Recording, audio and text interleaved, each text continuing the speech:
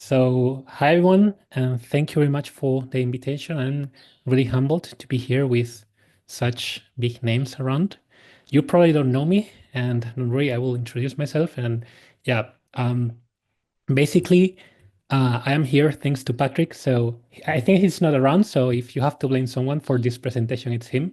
Now, seriously, thank you very much, Patrick, if you see the recording for inviting me, because it's really great to give us a voice in this space. Um, Basically, I'm Antonio. I'm a Spanish architect of buildings that ended up programming. I ended up as a product owner in a software company, and I really quickly realized that making software was cooler than making buildings. So I made the switch, but I decided to stay in the construction industry. So I ended up making software for construction. And I started a pet project, which snowballed and became bigger and bigger, something open source that I'm going to talk about today. And it's probably the reason why I'm here today talking to you guys. So I'm not sure how familiar you are with the situation in the construction industry. No worries, I'm not going to spend a lot of time here, but basically, let's say that we are a bit behind. If you compare the software that we use in construction to make the buildings where we all live in with the software that we use to make video games or the software that we use to make other things, you will see that it doesn't really look like something from the 21st century. It's really old. And the problem is that um, all the software in the construction industry has been created in a proprietary ecosystem, which makes it really hard for new people to come into this space and compete. I would say that it's similar to the start of the video game space, in which if you wanted to make a game, first thing you need to do is to know low-level graphics, then you need to know physics, then you need to know math, and in the end, you're able to put together all the code that you need to make a game, right? It's something similar in construction today. Um, and we are really envious of the things that you guys have in other industries. I always, whoops, sorry, I always talk about video games because I think that um, it's a space where uh, people is able to make fantastic software really, really easily, even without having a deep technical knowledge. And I always bring Hollow Knight, which is one of my favorite games, by the way, because it's a game that was basically made only by three people.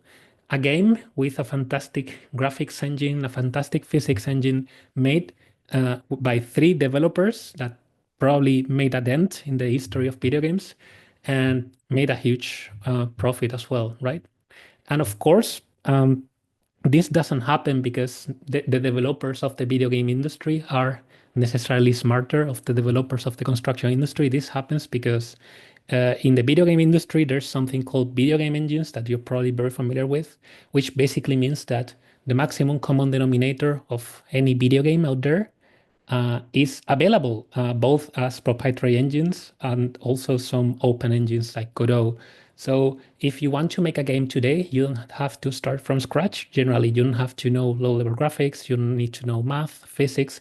You can just take this maximum common denominator, which usually includes the hardest pieces of software that you need, and you can focus in making your game beautiful and telling a good story and making the user have a great time, right? So obviously that's the reason why Hollow Knight was able to be made by three people. And basically the pet project that I started, and the reason why I'm telling you this is because we had the same idea.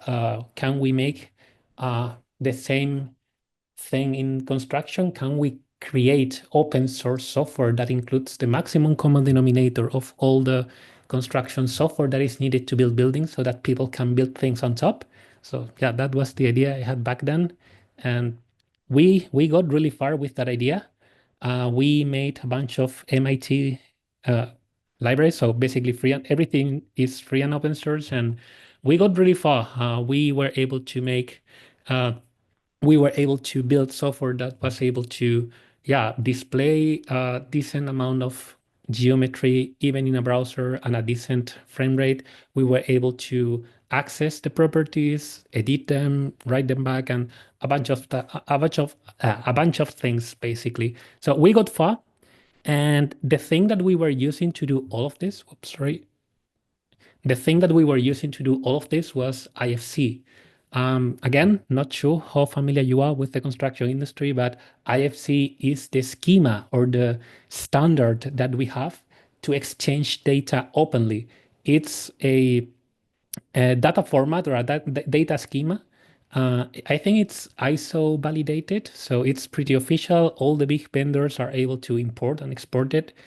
And it's what people use. And it's great because it basically means that you can take data from one application from one specific vendor and take it to another application. This was very convenient. So we basically used this, let's say, schema or format to build things on top. And we got really far with it, but we found problems. Because, I was telling you that IFC is a schema, and that means that there are many formats in which you can express this data. Usually the format that is used is IFC step, and maybe step is something familiar for some of you guys. It's a really old format used to express geometry and properties. And this is the format that is used in construction nowadays to build real buildings, right? It's text-based. I mean, it has some benefits, but it also has a lot of problems. It is text-based, which means that if you want to take an IFC and read it, yes, you can open it with a text editor, which is great, but that also means that you need to implement your own parser if you want to be able to efficiently read and understand the data that is inside a file.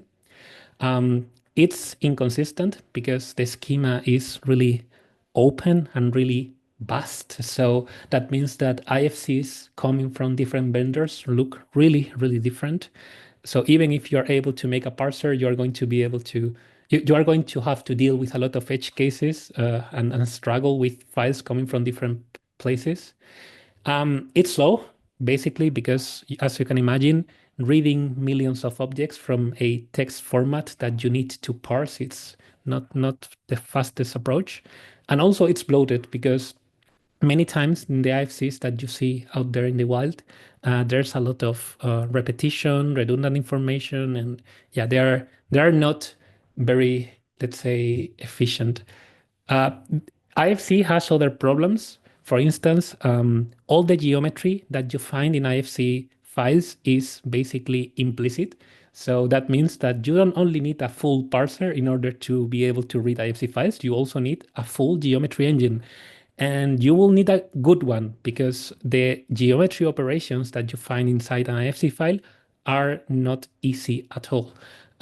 Especially CSG operations or Boolean operations are really challenging. I'm talking about uh, walls that are rotated an irrational number of degrees, and then you have to subtract a specific volume from that wall that is coplanar with the surfaces of the wall. So it's a really hard problem. It's not something trivial, and even trying out existing geometry engines, we ended up we ended up implementing our own geometry engine because that was the only way to be able to display this data properly.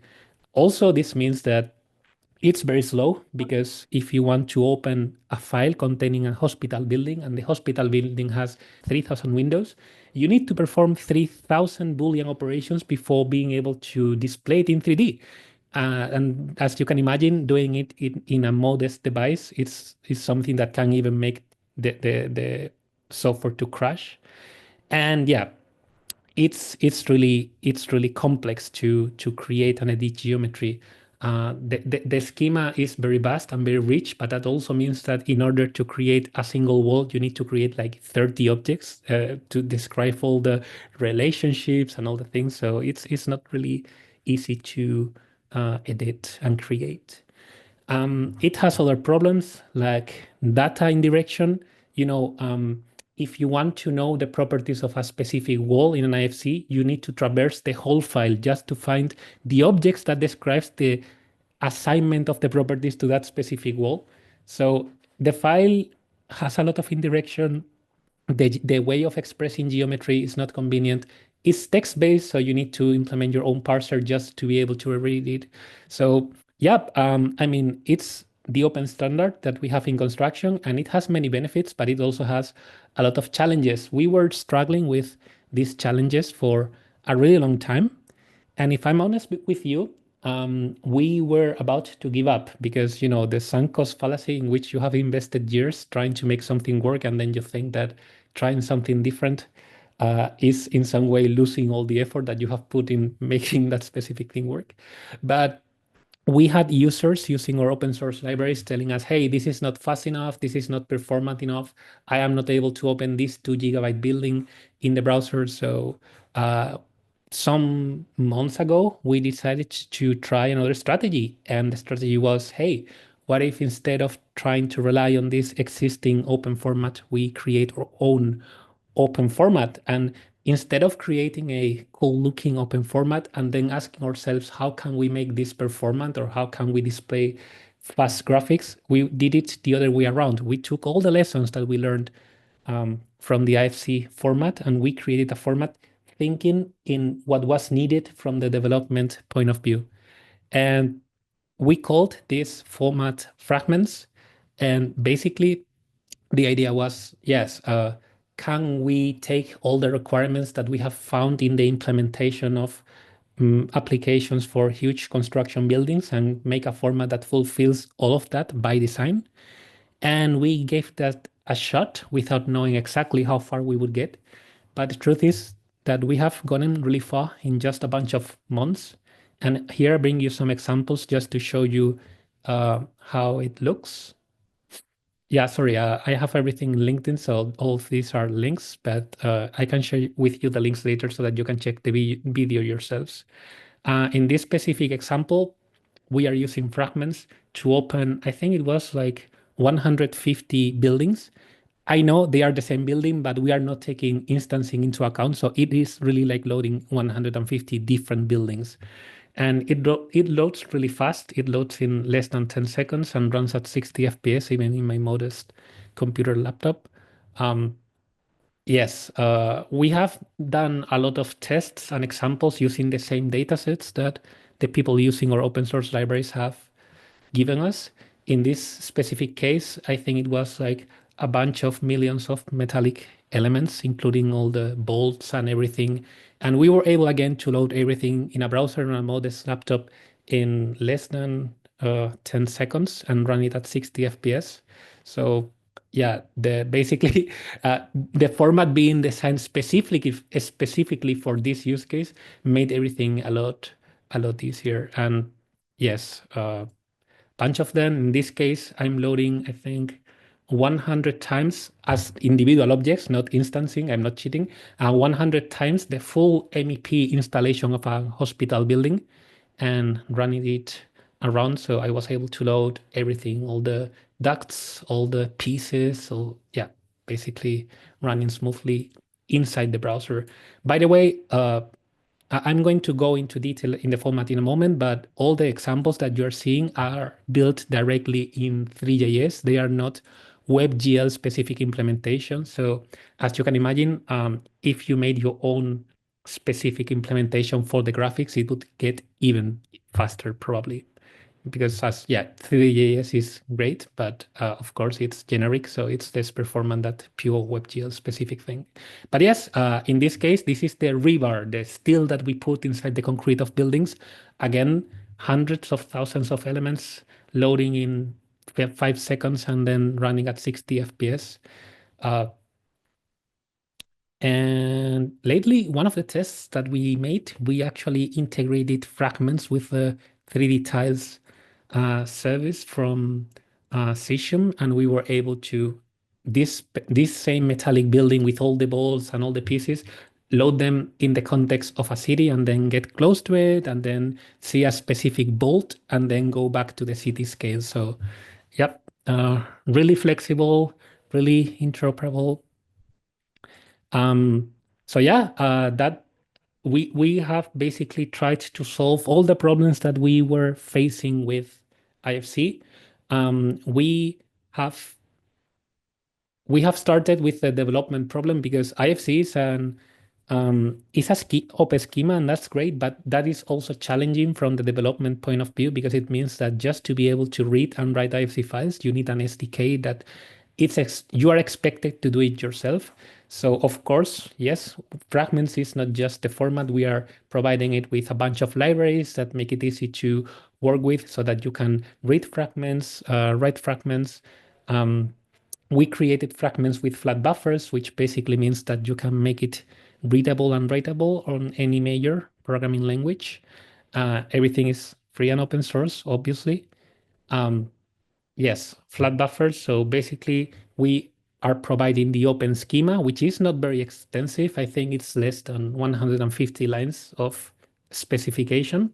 And then you can use that schema to basically write an exporter or importer in any of these programming languages.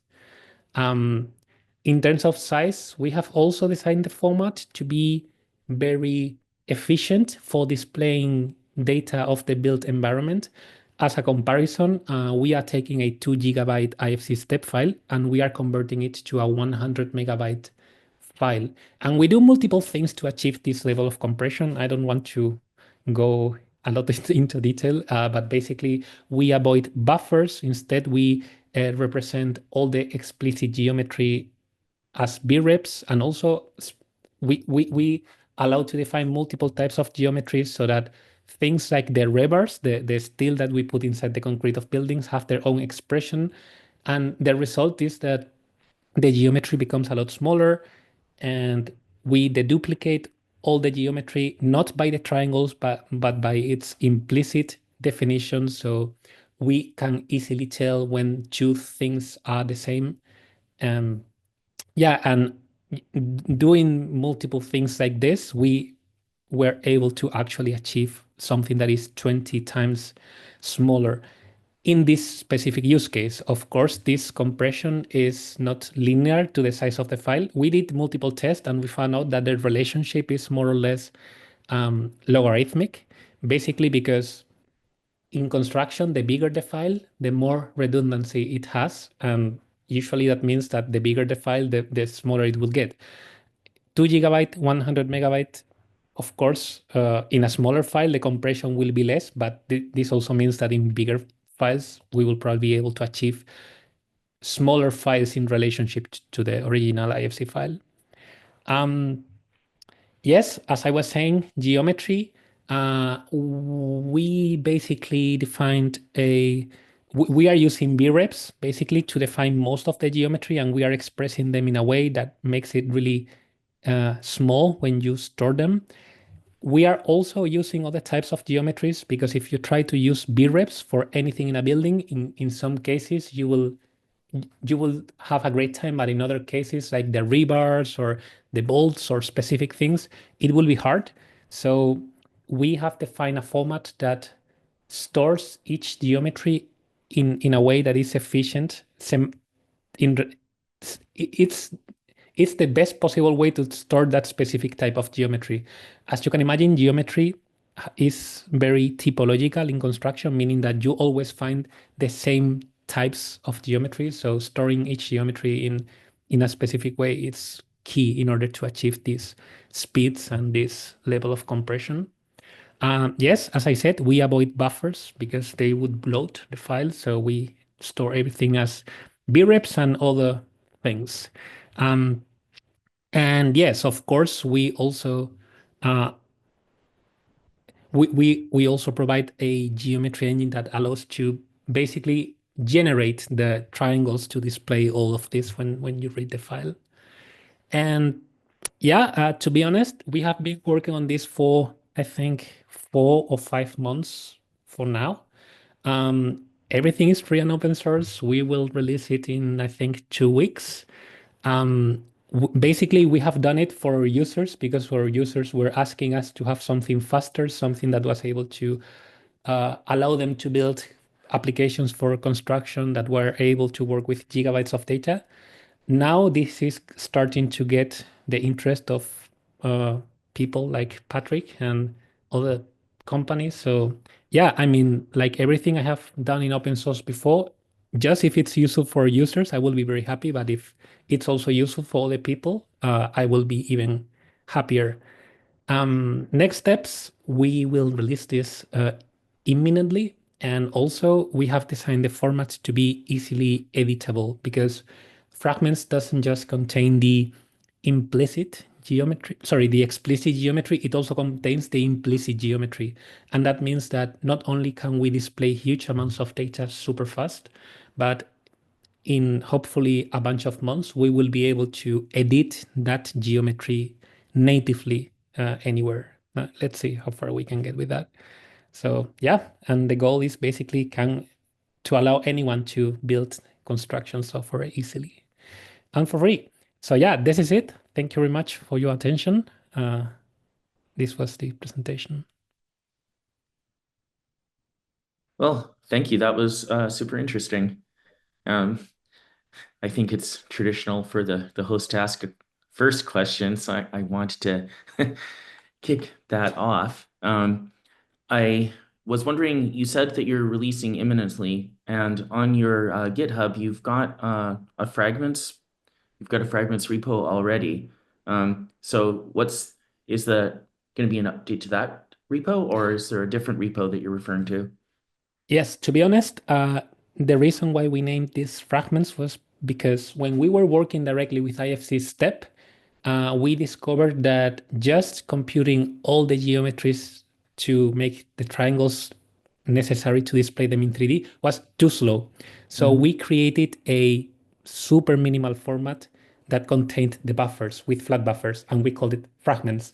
So instead of creating something new, also to give our users continuity with everything, we decided to update fragments um, with creating a proper format, not just something that contains the buffers and that's it, but creating something that contains everything, the properties, a whole geometry system. So yes, it's going to be an update.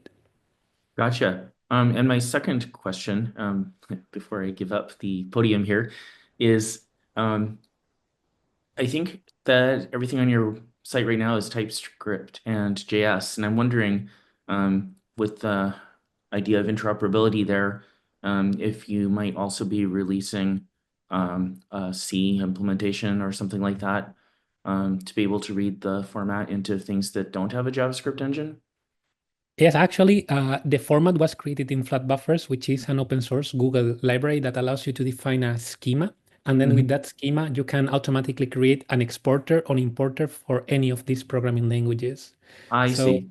So yeah, once you yeah, yeah, release it, we can go to your website and just target whatever language we want. exactly. Cool. Yeah, yeah. And of course, all the um, features that we are releasing are in JavaScript, TypeScript, because we don't have more hands. Maybe if we have more hands, we will make tools for all the programming languages, but the focus now is the browser. But Mhm. yes, we are doing it in a way that will be possible to read and write fragments on any programming languages that you see on the screen right now. Mhm. Well, I look forward to having a go and playing with this. I hope that you have some data up that we can start with just to see something going. Yep, Um, yep, yep. We will provide. Yeah.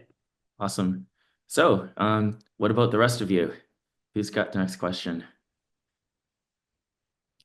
All right, Ed, your hand's up. Yeah. So on the topic of interoperability, have you made, sorry about that, have you made a step to fragment model converter? Can you convert one way or bidirectionally? Yes, actually, all our technology was based on STEP because that was the thing that we started with. So, of course, I mean, when we release fragments, it won't just be fragments, it will be fragments, the 3D engine on top of 3JS that I was using for the examples. It will be an IFC step importer. It will be a set of features that will allow people to start playing with it easily. So the answer is yes, it will also include a IFC step to fragments converter both ways, from IFC step to fragments and also from fragments to IFC step. Sounds good. I was very impressed with the fact that you're thinking about going from city scale to bolt scale and back out again. Yeah, yeah, that's something. Thank you. That's a topic that people in construction has been looking forward to for a long time, and now with fragments we can able, and also with 3D tiles. I think it's really cool that we can already put together a prototype where two different things come together and play along. So yeah, that was I am only responsible for the building part, but for the city part, that's Sishum and the other people contributing to 3D tiles. Since you mentioned 3D tiles, how does this play with 3D tiles? Does it convert to 3D tiles, or what's the relationship there? Yes, Fragments is, I mean, Fragments is very fast. You should easily be able to convert from fragments to standard formats like GLTB or GLTF, GLB or GLTF, yes. So in theory, converting to fragments to 3D tiles shouldn't be hard. But I cannot give you like a more specific answer because I only have experience with 3D tiles from the user's perspective or from the developer perspective. So that's probably a question for Patrick when he's around. So Antonio, how many people were on your team? And I'm sorry, I hope I didn't cut off Ryan. Oh, you were working on this. I Developers, saw the 4 yeah. years. I mean, developers, 2, I think, including me. But now we are growing slowly because yes, we make free and open source things. We also sell other things. So we bootstrap, and with the money we pay everyone full time to keep developing free and open source technology for the construction industry. But yes, this was made basically by 2 people. Very, very impressive. Yeah, no, thank you very much. Ryan, I think your hand's up next. Thank you. Thanks, Antonio. Great presentation. Could you talk a little bit about how you're handling IFC metadata like properties and attributes and things like that? Is that part of Fragments? Yes, actually, in Fragments, we provide a place for properties. And I mean, this is it's a complex response, but let me try to break it down. So just data or properties per se, you can store in Fragments, and we deduplicate that so that if you have duplicated properties, names, or values, that is going to be automatically compressed when you convert to Fragments. In addition to that, Fragments allow to pre-index all the data, which is one of the problems of IFC I was telling you about before, so that when you look at a specific wall, you can immediately know what properties these walls have or what materials does it have, which sounds obvious, but it's not obvious in IFC. So in terms of data and properties, Fragments has 2 benefits. 1, the duplication and compression, and 2, pre-indexation, so that it's really fast to traverse a file and find out which data is assigned to what. Okay, cool. Thank you. All right, Neil, you're next. Yeah, no, thank you for the presentation. This is awesome, and thank you for doing it open source too. That is awesome as well. It's very interesting. So it's clear that you have functionality that is very well targeted and specific to the market that you're going for. It maybe will be interesting, to figure out to Ed's question, conversion in and out of other formats like GLTF and USD and 3D tiles. I'm wondering whether there's, longer term, whether there's anything that we should consider adding to those formats to, enable better interop between the formats. So I guess my question is, did you analyze, when you were designing Fragments, did you analyze where the gaps were with the existing formats? So that would kind of give us a kind of a good context as to how much is missing and how much work may be needed to provide good interop down the line, if that's something that we see that is useful. Yes, great question. If I'm completely honest with you, when it comes to open source and development, I always go with a compass, not with a map. So my only goal when creating this format was, can I create something for the current users of my open source libraries to make them able to do what I show you in this presentation? And to be honest, I never thought that this would become a format used in other contexts or by other people. Now that it is that this is starting to create some interest, right today I don't know. Maybe if you give me, hey, can you do this and that, I can prepare a quick something and show it to you and say, hey, this works great, but this doesn't work as good. I don't know. To be honest, I don't know, but we can try it out. Okay. Yeah, I think that would be an interesting discussion to have. Neil, Yeah. I already have some ideas on that as well that I'll have to flesh out a little more. Yeah. Thank you. All right, Anders. So thank you so much, Antonio, for the presentation. I've been following you and your work since basically 4 years out when you started out with the ifc.js. So amazing to see how far you've gotten. And also I got most of my questions answered, but I have one or maybe two that I would be happy to raise in this forum if possible. And one of them I already mentioned at some earlier point with you, Antonio. I just wanted to maybe clarify in this forum. Materials, you mentioned geometries, but there are also, of course, limited, but at least some support for materials within the IFC standard.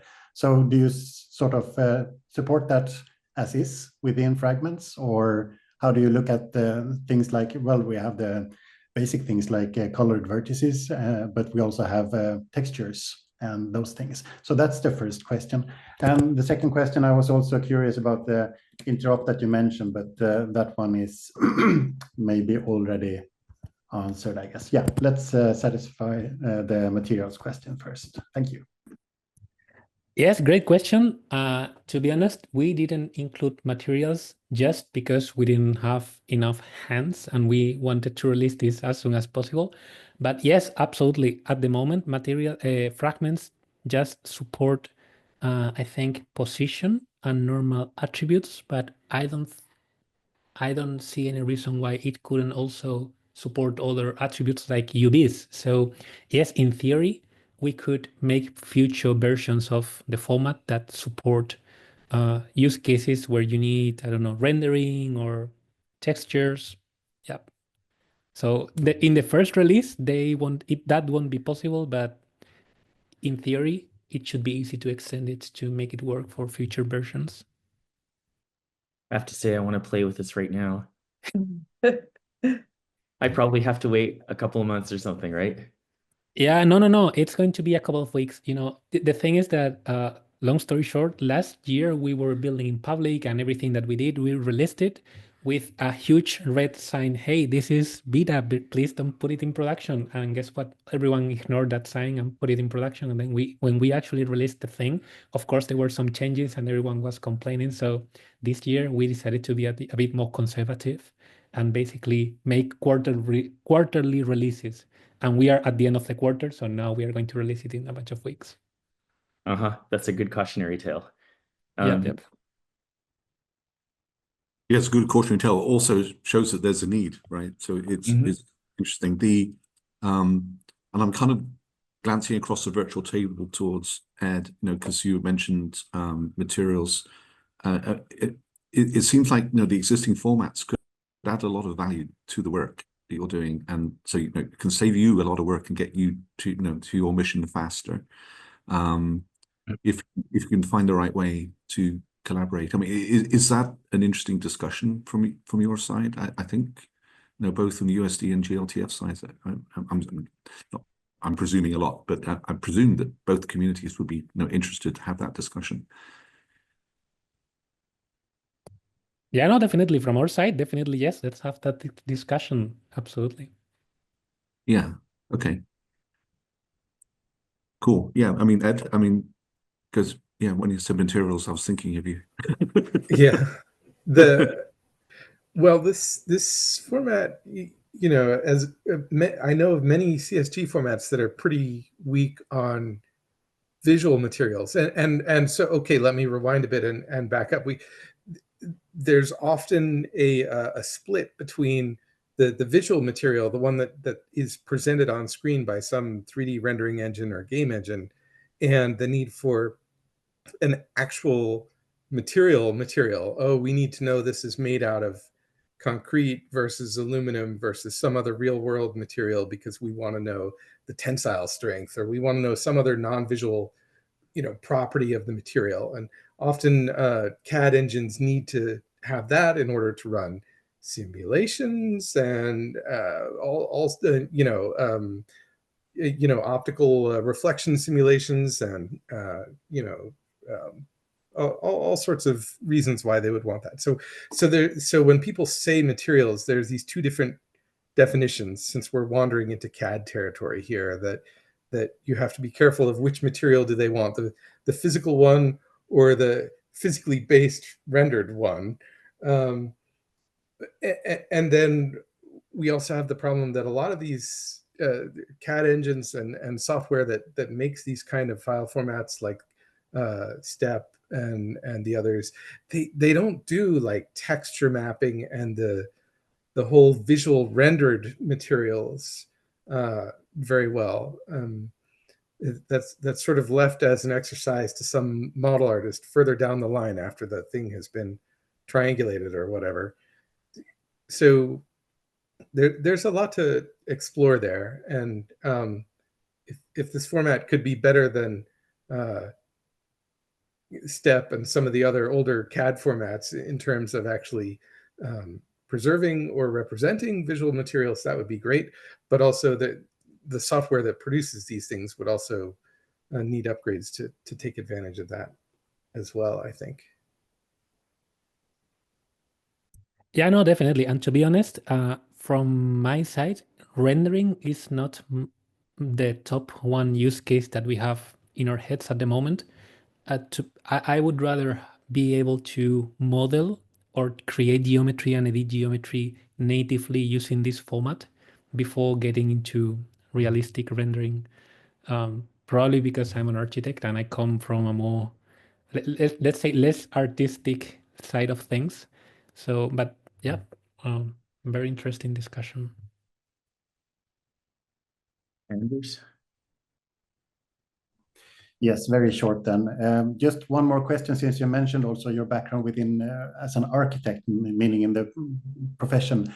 Do you see this format primarily being used for, like, in comparison, let's say GLB or USD, something for sharing geometries, or is it also something for authoring them? I see, for instance, other similar initiatives, but also with a little bit different mindset, like Blender BIM, it was used to be called. Now I think they renamed it, where you actually have the CSG capability sort of intact. Is this something that you intend to have also in Fragments, or is it more for, I wouldn't say just viewing, but if you get my gist? Unfortunately, at the start of the project, we had to implement a whole geometry engine just to be able to display IFCs. And all the geometry that you have seen in my presentation or in any of the videos that I post in LinkedIn is geometry that comes out of that geometry engine. Now, what we are doing is we are decoupling that geometry engine from IFC logic so that it can be used agnostically. By the way, just for if you're interested, that geometry engine is written in C++. We compile it with WebAssembly so that you can execute it in a browser, but of course you can also just take the C++ part, free and open source, of course. So the idea that we have with Fragments is not just to be a visualization format, but to be something you can keep editing, like a native format, basically. Thank you. Cool. So we're at time, and traditionally we move on to water cooler. I want to thank you, Antonio, for a fantastic and inspiring presentation. It gave me a lot to think about personally, and I think everyone else as well.